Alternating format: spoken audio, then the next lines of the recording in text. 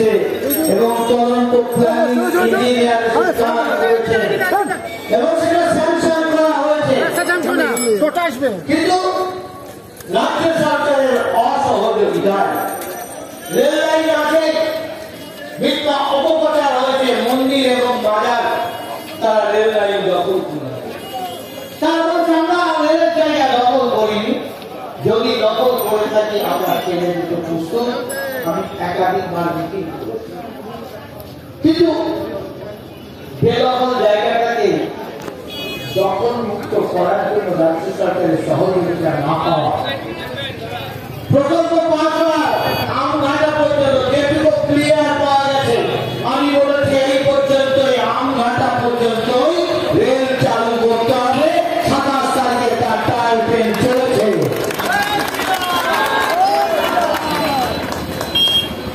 এখানে কেউ কেউ আপনাদের আত্মত্যাগের কথা, এই নির্বাচন তারা আত্মত্যাগ কিন্তু হবে। আমাদের কথা হচ্ছে এই নির্বাচন দিল্লির নির্বাচন, এই নির্বাচন সারা ভারতবর্ষের প্রধানমন্ত্রী বানানোর নির্বাচন। তাই এই নির্বাচনে আমরা যদি কর্তব্য চিহ্নে ভোট দিই, মোদীজি তৃতীয়বারের সরকার আসবে। ইতিমধ্যে পার্লামেন্টে স্পষ্ট প্রকাশিত হয়েছে ভারতবর্ষ বিগত দিনের ইতিহাস, 10 বছরের ইতিহাস কিভাবে এগিয়ে নিয়ে যাচ্ছে নরেন্দ্র মোদী। আর সেই আত্মবিশ্বাস মানুষের মধ্যে ফিরেছে, তাই জনজোয়ার আমরা সতর্ক দেখতে পাচ্ছি। তাই আগামী দিন নবদ্বীপ রানাঘাট লোকসভার একটা অন্যতম শহর, এই শহরে গত বছর আমরা 4,500 পিছিয়ে পড়েছিলাম। এবছর আমরা সেটাকে আশা করি একটা শতককে 1,000-এ নিয়ে যেতে পারলে ওটা 45,000 ব্যবধান হবে, এ বিশ্বাস আমার রয়েছে। আমি মানুষের মধ্যে যে আবেগ উচ্ছ্বাস, তাদের সঙ্গে শারীরিক ভাষা দেখতে পেলাম। নবদ্বীপ এবার অবশ্যই সেটা পূর্ণ করবে এই বিশ্বাস, কারণ চৈতন্য ভূমির মানুষ তারা দেখতে পেয়েছেন রাম নামকে বন্ধ করে এখানে জয় বাংলা স্লোগান দেওয়ার জন্য আমাদের মুখ্যমন্ত্রী মমতা ব্যানার্জি সদা ব্যস্ত। কারণ দিল্লিতে গদি দখল করতে গেছিলেন আন্না হাজারেকে কেন্দ্র করে এবং কেজরিওয়ালকে সঙ্গে নিয়ে। একজন জেলে গেছে, বুঝতে পেরেছে মোদীর রাজত্ব এটা সম্ভব না, তাই তিনি এটাকে বৃহত্তর বাংলাদেশ বানিয়ে লস্করি পরিবার বাসস্থান বানিয়ে ফেলেছেন, তালিবানকে আহ্বান করেছেন। আজকে রোহিঙ্গাদের নাগরিকত্ব দিয়েছেন, জামাতিদের নাগরিকত্ব দিয়েছেন। সারা ভারতবর্ষে যেখানে বিস্ফোরণ, যেখানে দুর্ঘটনা, যেখানে জঙ্গি কার্যকলাপ, তার উৎসস্থল কলকাতা।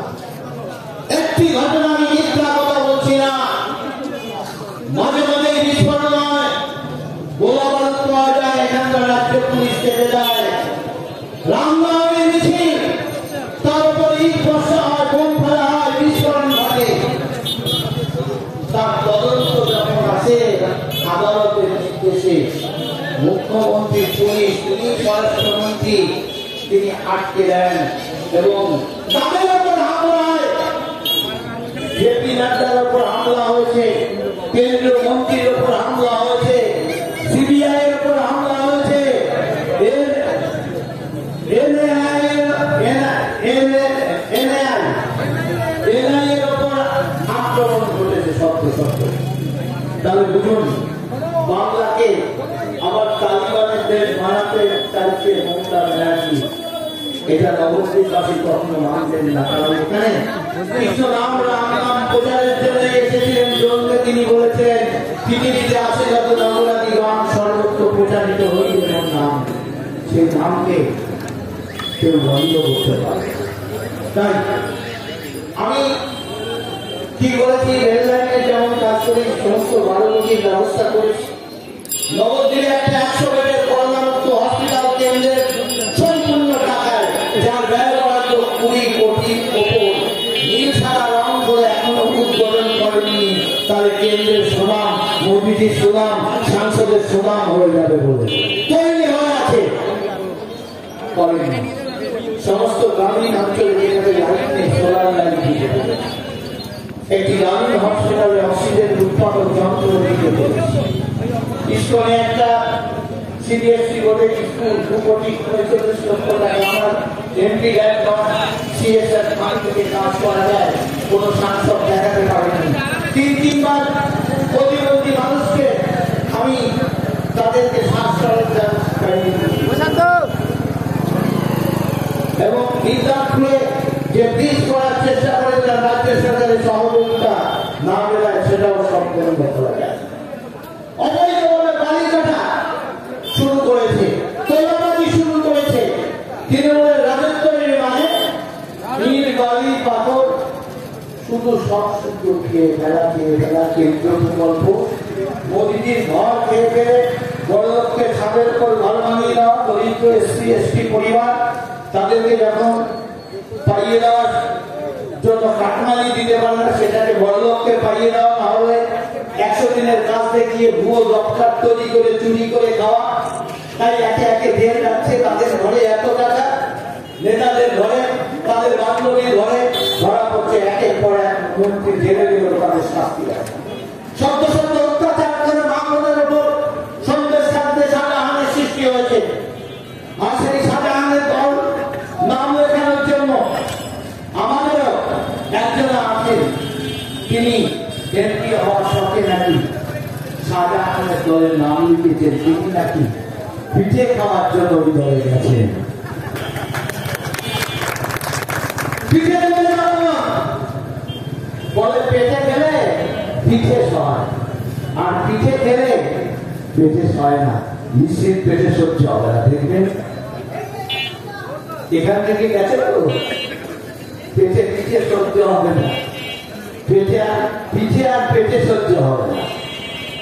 তাই দুদিন অপেক্ষা করুন, আমও যাবে, ছাড়াও যাবে। ছাড়া মানে বস্তা যাবে, তার অর্থাৎ এমএলসি যাবে, এমপি হওয়া হবে না। যে জনগণের মধ্যে মোদীজির প্রতি ভালোবাসা আমি দেখতে পেলাম। আমি এখন দুটো প্রকল্প, কয়েকটি প্রকল্পের কথা বলেছি। দেখুন, আমি সারা ইস্টার্ন রেলওয়েকে 12 ট্রেনের ব্যবস্থা করেছি। 5 হয়ে গেছে, কাজ কমপ্লিটের পরে শিয়ালদা লাইনে যারা দেখবেন 4টি প্ল্যাটফর্ম এক্সটেনশন করে অল্প দিনের মধ্যেই চালু হবে। এটাও আমার কৃষক রেল আমি চালু করেছি। এই কাজগুলো যখন করতে পেরেছি, আমার এমপি ল্যান্ডের 17 কোটি কাজ করেছি। বড়া বলেছি, তাঁতিদের জন্য একটি আইডিয়া, তাঁতির ঘরে সন্তানরা তাঁতের উন্নত মান পর্যায়ে পৌঁছানোর জন্য মেশিন তাঁতের চাইতে উন্নত শাড়ি যাতে তৈরি করা যায়, যাতে বিশ্বের বাজারে সেটা বহু মূল্যবানে তাঁতিরা বিক্রি করতে পারে। তারা হস্ততরিততা মেশিন তার আবিষ্কারের জন্য মার্কেট, তারা আবার তাদের ডেভেলপ করতে পারে, তার ব্যবস্থা গবেষণা করেছে। সেটা 37 কোটি ব্যয় হয়েছে। এটা যেমন করতে পেরেছে। গঙ্গা নদীর ঘাটে কেন্দ্রীয় প্রকল্পের টাকা যেমন হয়েছে, মোদীজি আছে তাই দেশ এগিয়ে চলছে, আগামী দিন এগিয়ে চলছে। তাই এই ভোট মোদীজির হাতকে শক্ত করার জন্য ভোট দেবেন এবং ভারতবর্ষে যে উন্নয়নের গতিকে অগ্রগতি ঘটিয়ে বাংলার অগ্রগতি ঘটানোর জন্য, বাংলা এগিয়ে নয়, বাংলা পিছিয়ে পড়েছে বলে এগিয়ে বাংলার বিজ্ঞাপন দিচ্ছে। সার্বিকভাবে ধ্বংস হয়েছে, তাই অগ্রগতির জন্য ভোট দিন, মোদীজিকে পত্রপত্রিকে ছাড় দিন এবং 13 মে আসছে দিন, চোর তৃণমূলকে কবর দিন। তাই এইটুকু বলে বাংলার বক্তব্য জয় হিন্দ, বন্দে মাতরম। ভারত মাতা কি জয় শ্রীরাম, জয় শ্রীরাম, জয় শ্রীরাম। প্রতিবাদ সভা না নির্বাচনী সভা? কারণ আমরা ব্যানারে দেখতে পাচ্ছি প্রতিবাদ সভা। এটা দেখুন, নির্বাচনের মধ্যেই প্রতিবাদও হতে পারে, নির্বাচন কেন্দ্রিকই প্রতিবাদ সভা। কারণ তৃণমূল অবৈধভাবে মিথ্যা কেস জড়াচ্ছে, তার প্রতিবাদও হয়। আমরা তৃণমূলের অন্যায়ের বিরুদ্ধে প্রতিবাদ করি, তাই হয়তো আমাদের কর্মীরা ওটা লিখেছে। মূলত কিন্তু নির্বাচনী সভা। সারাদিন যে প্রচার করে ব্যানারে রাজি, কেমন সাড়া পেলেন? ব্যাপক সাড়া।